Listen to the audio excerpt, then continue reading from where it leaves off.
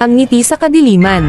Sa isang maliit na baryo, usap-usapan ang isang lumang bahay sa dulo ng kalye.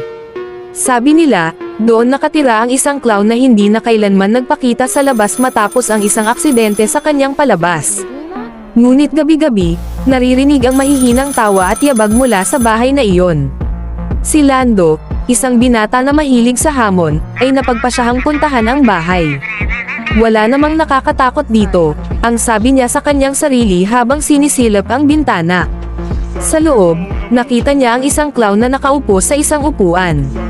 Nakapintura pa rin ang mukha nito, ngunit hindi ito gumagalaw. Gawa-gawa lang pala ang kwento, bulong ni Lando. Pumasok siya sa loob para makapagkwento sa mga kaibigan niya kinabukasan.